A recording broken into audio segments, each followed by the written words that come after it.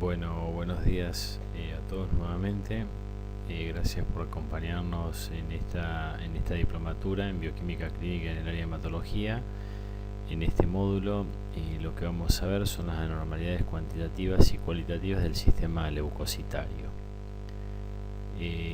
Para comenzar vamos a definir a qué nos referimos con alteraciones cuantitativas y esto se refiere puntualmente a una variación en la cantidad de los diferentes tipos de leucocitos que tenemos en sangre periférica y que podemos cuantificar. Se evalúa mediante un recuento total de leucocitos y el diferencial porcentual de cada uno de ellos. Ya vamos a ver las diferentes formas de dosar lo que tenemos. Esto puede obedecer a trastornos malignos o benignos, ya vamos a detallarlos. Los trastornos malignos pueden ser ocasionados por transformaciones neoplásicas de células progenitoras y los trastornos benignos pueden ser adquiridos o hereditarios. Lógicamente, para establecer una alteración cuantitativa tenemos que definir primero lo que se denominan valores de referencia esto en realidad, si bien tenemos diferentes valores para los diferentes tipos de análitos que dosamos en el laboratorio establecido en la literatura, lo conveniente o lo aconsejable es que cada laboratorio establezca sus propios valores de referencia. De esta manera tenemos guías y diferentes metodologías para establecerlos, y una vez que podemos o hemos podido establecer estos valores de referencia, vamos a poder contrastar los valores que hallamos en una muestra puntual de un paciente determinado, contrastarlos contra los valores que hemos establecido y determinar si estamos en presencia, en este caso, de una leucocitosis o una leucopenia. Aquí lo que tenemos es un ejemplo tabulado de lo que son, de lo que representan los valores hematológicos, por ejemplo, para niños normales o entendiéndose como niños normales, de los diferentes parámetros hematológicos. Lo que quiero representar aquí es, hablando de leucocitos, fíjense por ejemplo cómo va variando el valor de glóbulos blancos o leucocitos a medida que va variando la edad. Así tenemos que al año de vida tenemos 11.000 más menos 5.000 glóbulos blancos. Entre los 2 y 6 años tenemos de 10.000 más menos 5.000, y los 6 a 12 años 9.000 más 4.000. Esto es para representar el valor de glóbulos blancos en la población pediátrica. De la misma manera, a medida que vamos incrementando en la edad, lógicamente esos valores van fluctuando. Fíjense aquí ya referido a la forma leucocitaria diferencial o a los diferentes elementos diferenciales dentro de los glóbulos blancos. Tenemos desde el nacimiento,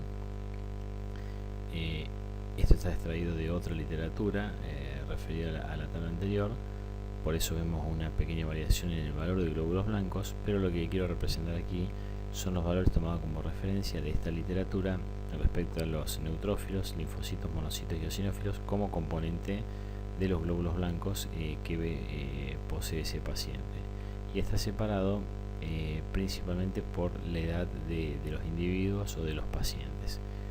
Fíjense que tenemos una variación importante en lo que es neutrófilos, linfocitos, monocitos y eosinófilos a medida que vamos incrementando la edad o variando la edad del individuo. También tenemos que hacer una disquisición importante en el sexo del individuo, si es de sexo masculino o de sexo femenino, y también otra disquisición importante es debido a la raza de los individuos. No es lo mismo los valores de referencia para la raza caucásica como para los afrocaribeños o inclusive los africanos. Así, por ejemplo, podemos ver diferencias entre los valores de glóbulos blancos entre el hombre y la mujer en una raza caucásica,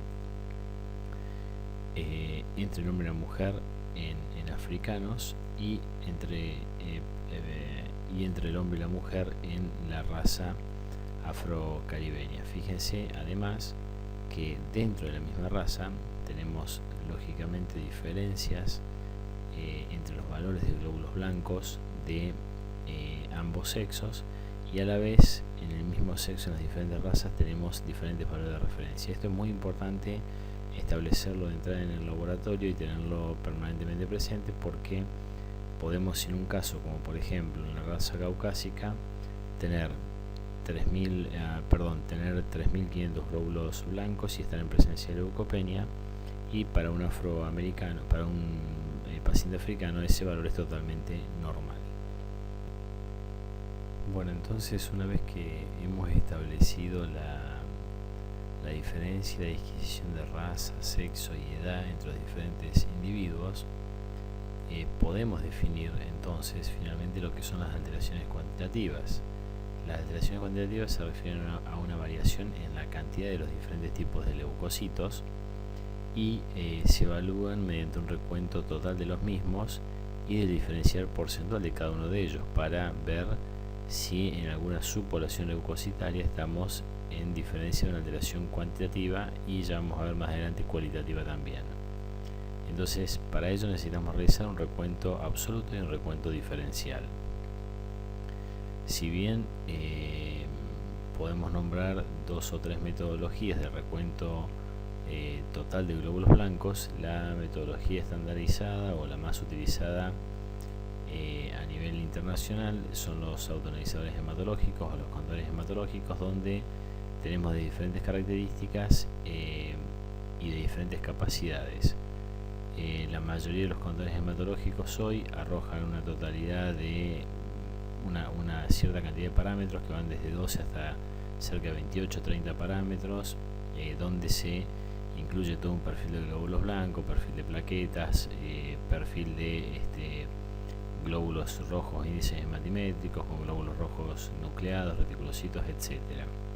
Aquí tenemos un ejemplo bastante completo de un determinado contador hematológico, y de esta manera uno obtiene lo que tiene allí graficado, uno obtiene el valor absoluto de glóbulos blancos. De esta misma forma automatizada y inclusive con reacciones citoquímicas incluidas hoy en los contadores hematológicos más modernos, podemos hacer el recuento diferencial de glóbulos blancos, pero lógicamente lo que termina aseverando o convalidando lo que se hace de manera automatizada es el ojo humano a través de la citomorfología o la apreciación microscópica a través de la microscopía óptica, y la diferenciación entre un leucocito y otro. En este caso tenemos ejemplificado un neutrófilo y un linfocito.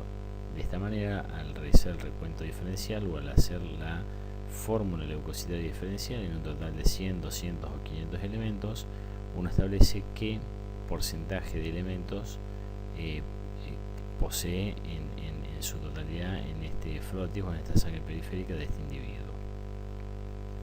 Entonces, como decíamos recién, de manera automatizada hacemos el recuento de glóbulos blancos totales, y el porcentaje obtenido del recuento diferencial, el valor relativo sobre 100, nos arroja el valor relativo diferencial de la fórmula leucocitaria.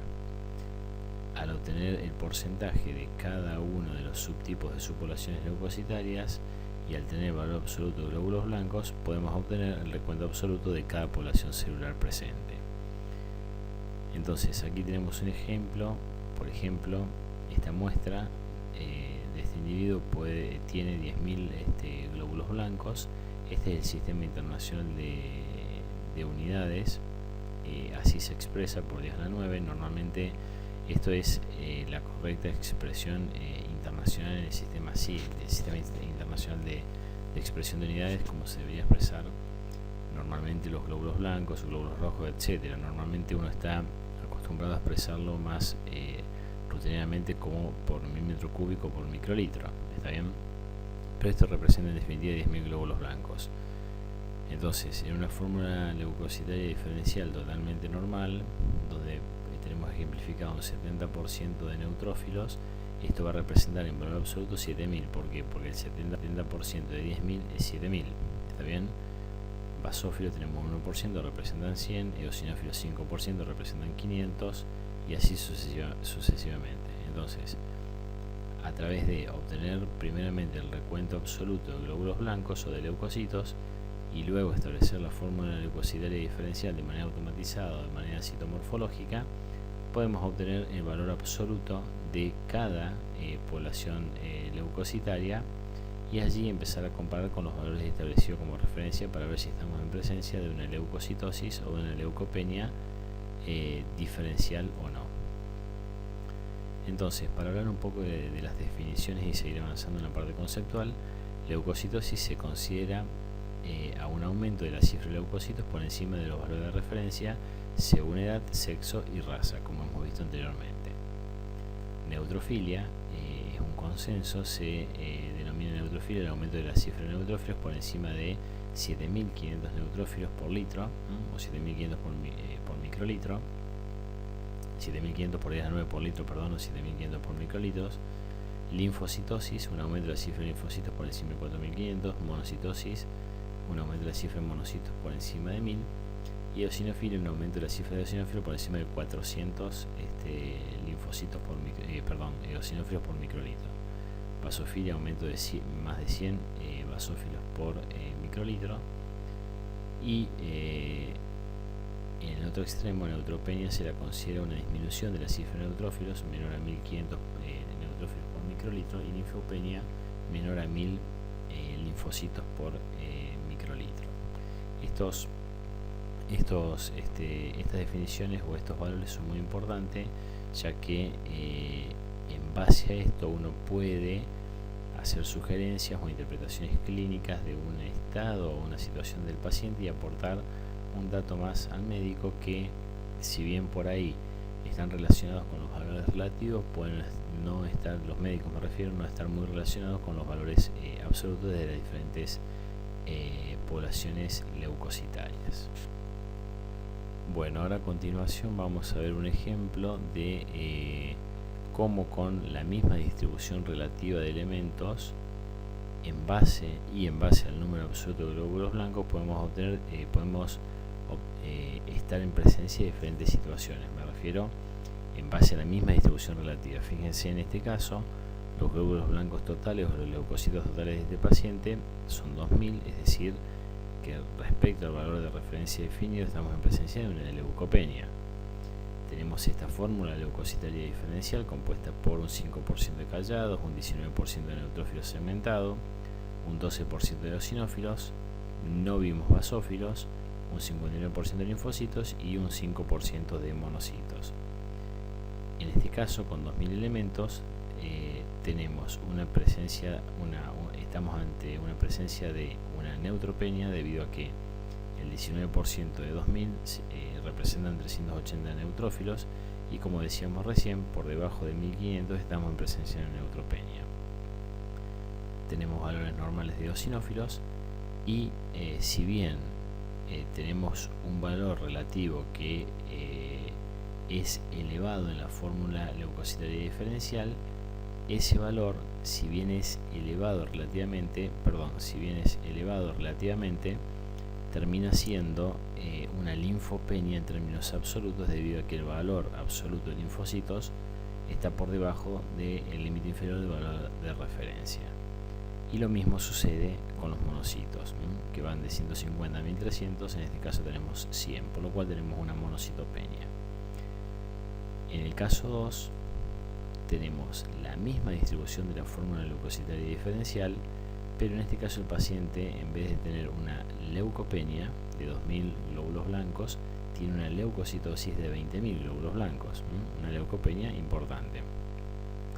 En este caso tenemos que, si bien los neutrófilos parecerían relativamente estar disminuidos, tienen un valor totalmente normal de 3800 neutrófilos por microlitro, cae totalmente dentro del rango normal.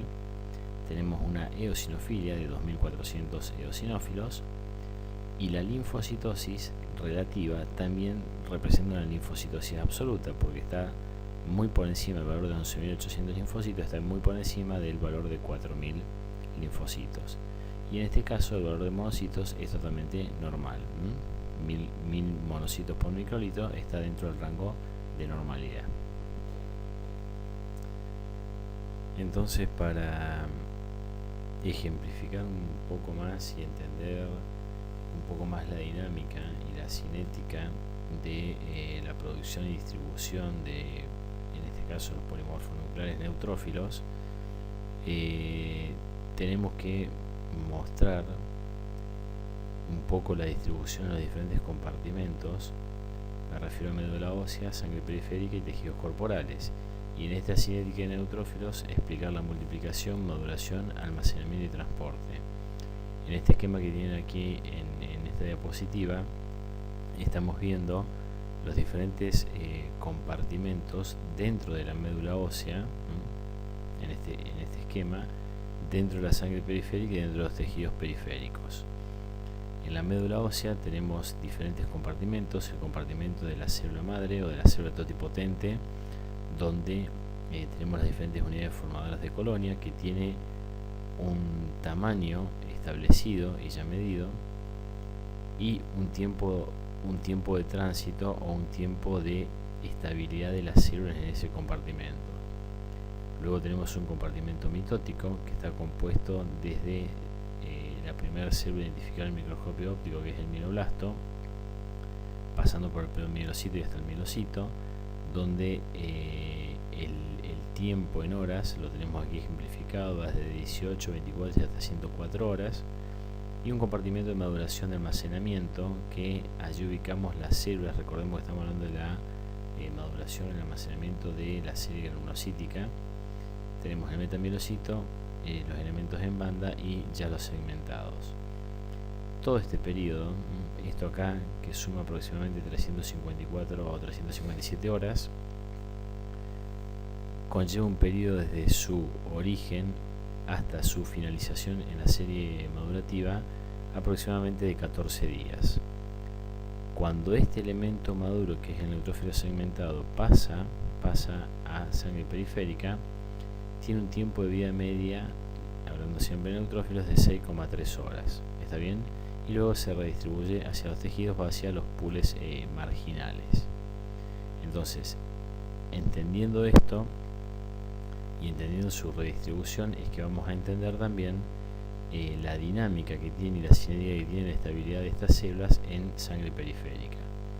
Entonces, para repasar, en médula ósea tenemos un pool mitótico, donde se ubican elementos desde el mieloblasto hasta el mielocito, pasando por el promielocito.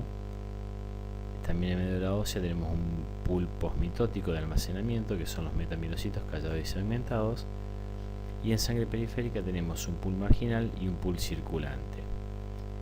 El tiempo de desaparición de los neutrófilos en sangre periférica oscila entre 6 y 8 horas, con un tiempo de vida media de 6 horas y media, como decíamos anteriormente, y luego pasan a los tejidos corporales.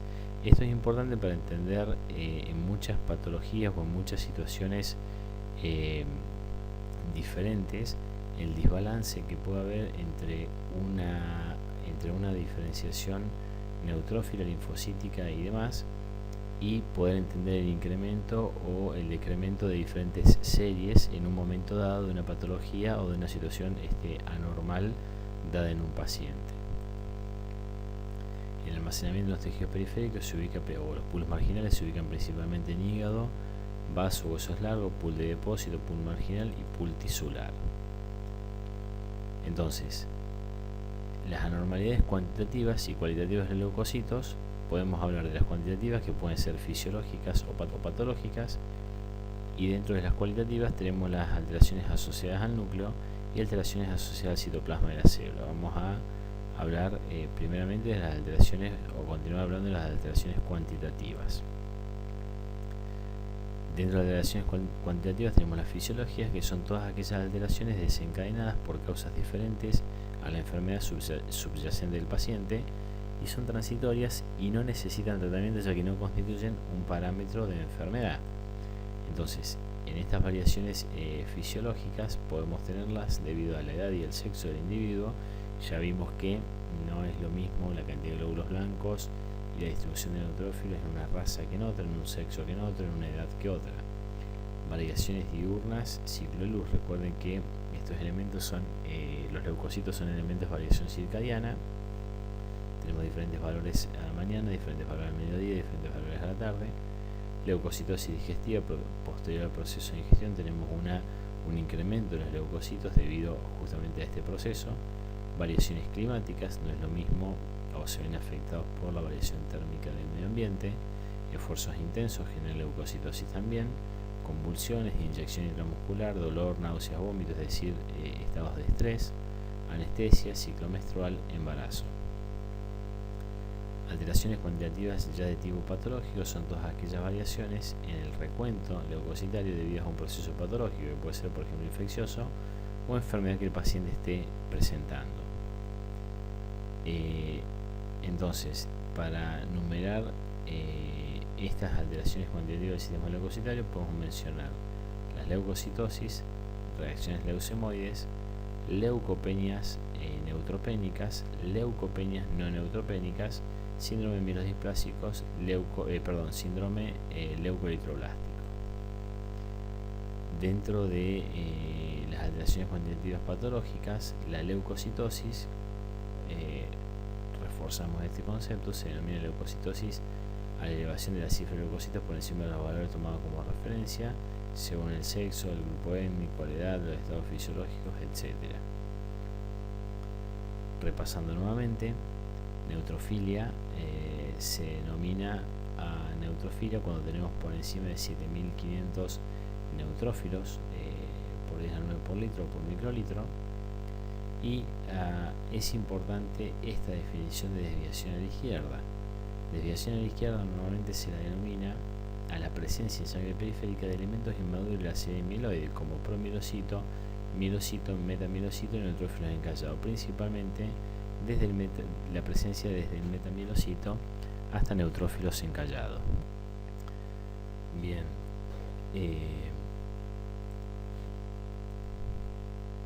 continuando con esta situación de neutrofilia, es muy común en el caso de estar en presencia de neutrofilias que esos neutrófilos presenten diferentes tipos de inclusiones intracelulares, como son las granulaciones tóxicas, los cuerpos de Dole y la vacuolización. Todas estas inclusiones intracelulares dan idea de la hiperactividad celular, principalmente respondiendo ante una agresión o ante una anoxa. Es muy común verlo en diferentes tipos de infecciones, diferentes tipos de infecciones graves como septicemia, etc. Aquí viene ejemplificado diferentes tipos de neutrófilos, inclusive monocitos, con la presencia de esta hipertrofia granular, que son las granulaciones tóxicas, con la presencia de vacuolas. Aquí tiene inclusive vacuolas a nivel monocítico. Lo mismo en esta imagen, presencia de hipertrofia granular con una exacerbación de la imagen de lo que uno ve en el microscopio respecto a lo que podría ser un neutrófilo normal, y la vacuolización citoplasmática. Fíjense en este elemento encallado, la vacuolización citoplasmática. Esto es la presencia de un cuerpo de Dole que evidencia esta hiperactividad celular.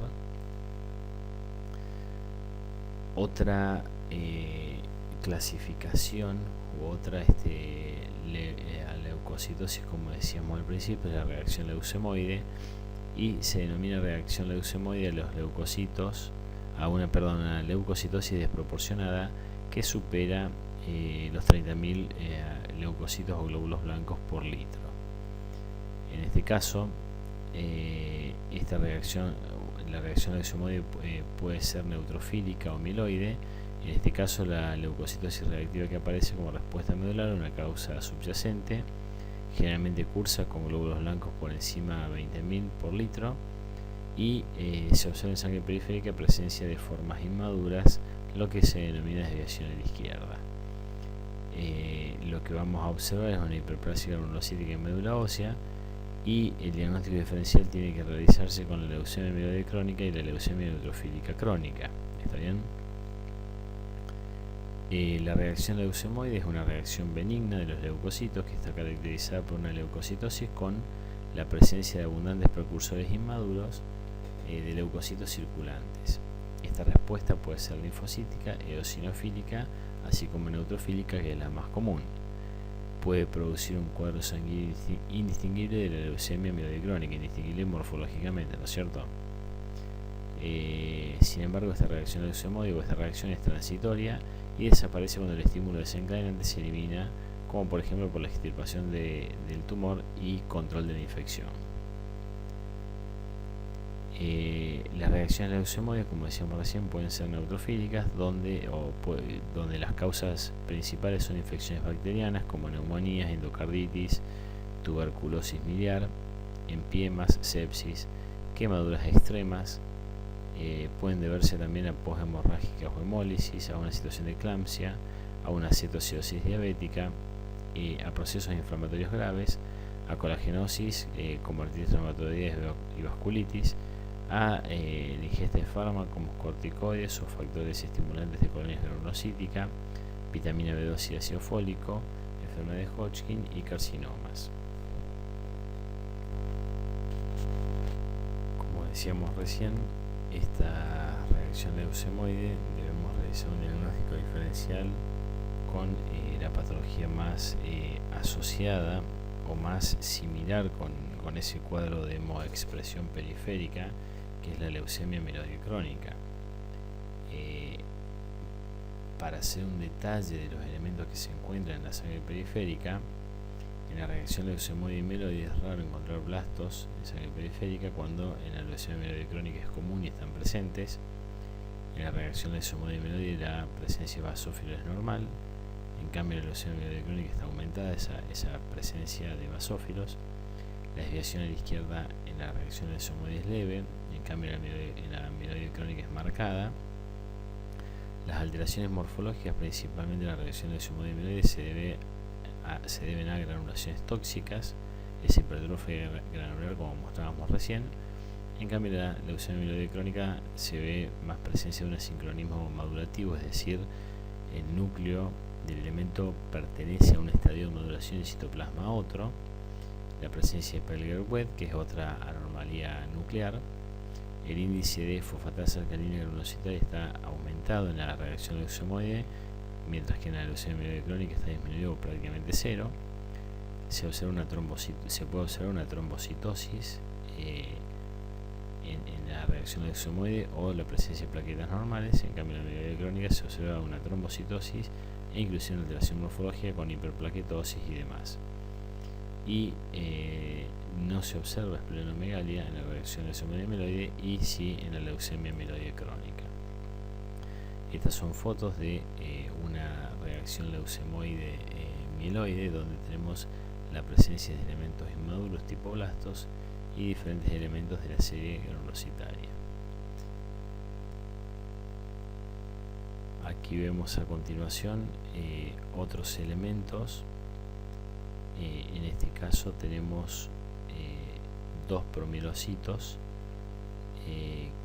que se observan en este tipo de reacciones, donde tenemos prácticamente una alta carga granular en cada uno de ellos, inclusive la presencia de nucleolos, en el que se ve aquí abajo esa depresión central, en el núcleo. Aquí vemos elementos encallados con la presencia de importante granulación. Fíjense la alta carga granular que tienen estos elementos. En este caso tenemos neutrófilos normales, no es que estén hipogranulares, sino que son neutrófilos normales para hacer el contraste con la carga granular de los elementos que veíamos recién.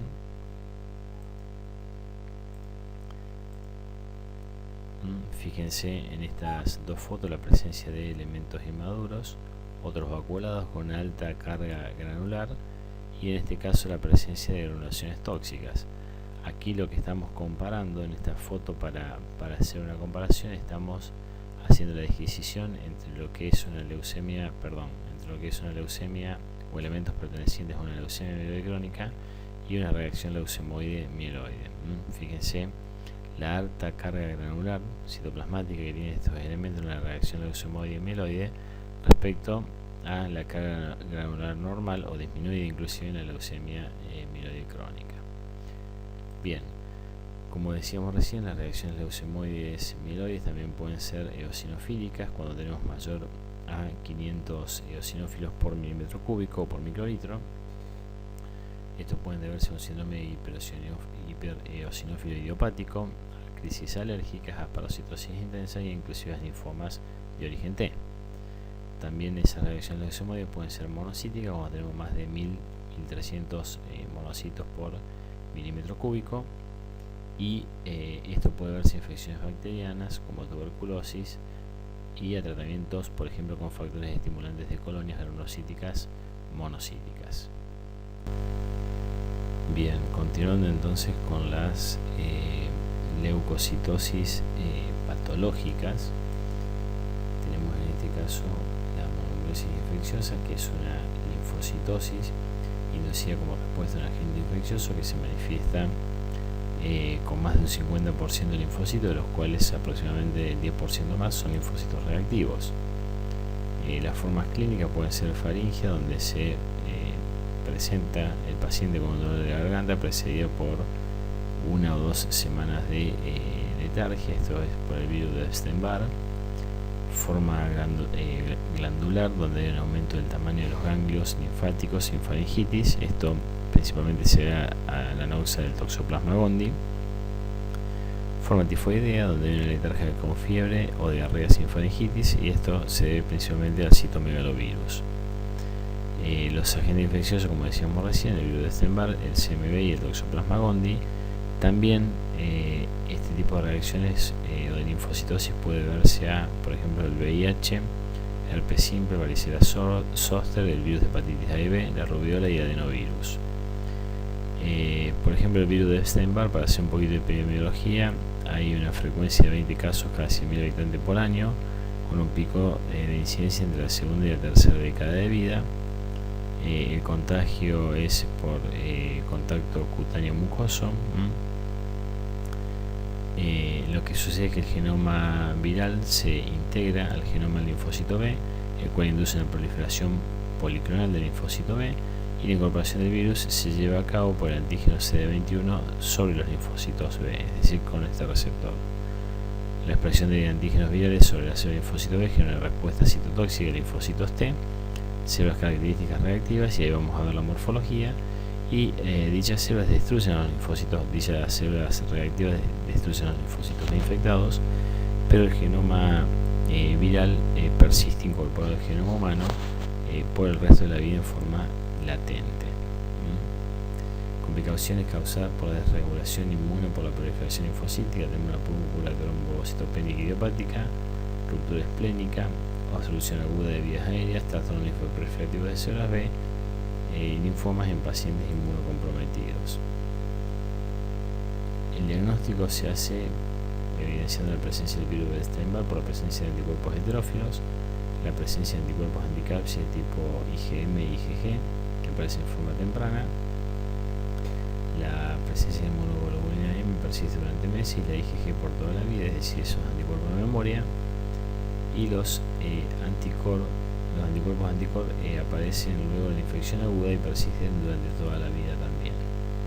Los aspectos morfológicos presentan formas irregulares, ameboides, ya vamos a ver, núcleos irregulares con indentaciones profundas, cromatina laxa irregular y fibrosa, una basofilia citoplasmática desigualmente distribuida, mayor intensidad en los bordes que en el citoplasma, y puede haber presencia de gránulos o vacuolas y nucleolos.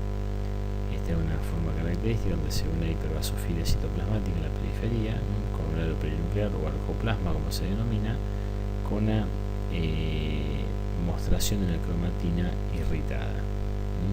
Aquí tenemos otra célula de tipo hiperbasófila con ese arcoplasma yuxtanuclear, nuevamente una forma ameboidal de una célula hiperbasófila.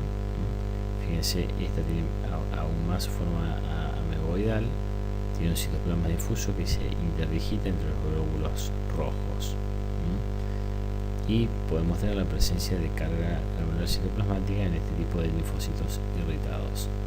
Acá tenemos más fotos de linfocitos reactivos, inclusive en uno de ellos, como vemos aquí abajo, se ve la presencia de vacuolas intracitoplasmáticas. Y aquí tenemos dos ejemplos en el mismo frotis, una de forma ameboidal y otra hiperbasófila. Bien, continuando con las alteraciones cuantitativas patológicas de los leucocitos, pasamos ahora a las diferentes leucopenias. En este caso las neutropenias, que son las más conocidas o las más características. Estas pueden ser de origen central o de origen periférico.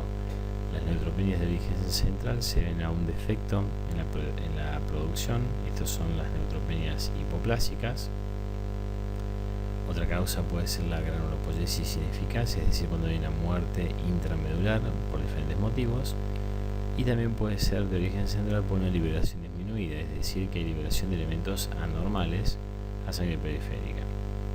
Las neutropenias o el descenso de neutrófilos por debajo de su valor de referencia de origen periférico pueden deberse a una destrucción excesiva o salida de los tejidos de forma excesiva, o una salida de los neutrófilos al pool marginal. El diagnóstico de estas neutropenias es relativamente sencillo. Pueden ser por causas inmunológicas y pueden ser debido a la edad del paciente. El diagnóstico sencillo, que son la gran mayoría, cerca del 90%, pueden estar asociadas a fármacos, pueden deberse a causas postinfecciosas, pueden deberse a la presencia del virus de HIV, pueden ser por hiperesplenismo y hepatopatías, esto es por un secuestro incrementado en periferia. También pueden deberse a causas como el estrés y a neutropenia de las mujeres nerviosas, que es una situación clínica bastante particular y conocida. Drogas asociadas a neutropenias secundarias pueden ser antiinflamatorios como derivados del ácido acetilsalicílico como el dipirona, ibuprofeno, paracetamol, debido a antibióticos como sulfamidas y las quininas, anticonvulsivantes y psicofármacos, antibarbitúricos, antihistamínicos, diuréticos e hipoglucemiantes. Mecanismo postulado para estas neutropenias producidas por drogas, debido a la destrucción mediada por el sistema inmune de los neutrófilos superprecursores, debido a la inhibición de drogas dependientes de la granulopoyesis y un efecto tóxico directo sobre los progenitores o el microambiente medular directamente a nivel medular por causa de estas drogas, ¿no es cierto? El fármaco también actúa de inhibición del neutrófilo actuando como aptene, lo cual hace su coadyuvante para la eliminación más rápida por el sistema inmunofagocítico, y el fármaco induce complejos inmunes que luego son fijados por el neutrófilo. Dentro de las neutropenias inmunológicas tenemos la neutropenia crónica del adulto, la neutropenia crónica benigna de la infancia, que esto cursa en pacientes de 6 meses a 2 años normalmente, neutropenia neonatal isoinmune, la neonatal transitoria, y neutropenia de las conectivopatías como puede ser el síndrome de Felty. Dentro de las causas de esta neutropenia inmunológica tenemos la redistribución de neutrófilos circulantes en el pool marginal, la agregación y secuestro después de la activación del complemento, esto es lo que decíamos anteriormente, la destrucción de neutrófilos circulantes por producción de anticuerpos, y debido a la presencia de bacterias endotóxinas que producen una destrucción aumentada de neutrófilos. Y la neutropenia del niño, o en este tipo de pacientes, es una neutropenia cíclica, puede ser congénita, que es lo que se denomina el síndrome de Cosman, puede verse una mielocatexis, que es una leucopenia con leucocitos tetraploide, que es un déficit del gen BCLX, síndrome de Schwann-Diamond-Nioski, síndrome de Sedia-Higashi, que es bastante conocido, y una digenesia reticular. Dentro de las leucopenias no neutropénicas tenemos la monocitopenia, cuando tenemos por debajo de 200 o 150 monocitos, que esto puede verse, por ejemplo, en anemia plástica, a una tricoleucemia, que es una leucemia bastante particular, o leucemia de linfocitos vellosos, y debido a la presencia o a la acción de fármacos como por ejemplo los corticoides. Dentro de las leucopenias no neutropénicas tenemos la eosinopenia también, cuando tenemos menos de 40 eosinófilos por milímetro cúbico. Esto puede verse en enfermedades infecciosas como fiebre tifoidea, brucelosis, nuevamente por los corticoides. Este tipo de fármacos afecta de manera no diferencial los diferentes elementos de la serie runocítica, y por un estrés agudo. Y la basofilopenia, por debajo de 10 en basófilos por milímetro cúbico, tenemos el síndrome de Cushing, el hipertiroidismo, tratamientos prolongados con heparina y por causas hereditarias. Bien, y para terminar con este tipo de cualitativas de los leucocitos, principalmente la serie granulocítica, tenemos el síndrome leucoeritroblástico, que como decíamos anteriormente se denomina síndrome leucoeritroblástico a la presencia en sangre periférica de elementos inmaduros, como tenemos aquí en pantalla, de la serie mieloide y eritroide. Aquí tenemos un mielocito y la presencia de un eritroblasto protocromático, glóbulo rojo nucleado. Las causas pueden ser benignas o malignas. Dentro de las causas benignas tenemos la hemólisis o la pérdida masiva de sangre, lo cual acelera la liberación de elementos inmaduros desde la médula ósea a la sangre periférica, y por ejemplo el tratamiento también con factores estimulantes de colonias. Y dentro de las causas malignas tenemos tumores sólidos y linfomas, síndrome mieloproliferativos crónicos, como puede ser la leucemia mieloide crónica, leucemias agudas o por ejemplo gamapatías del tipo mieloma.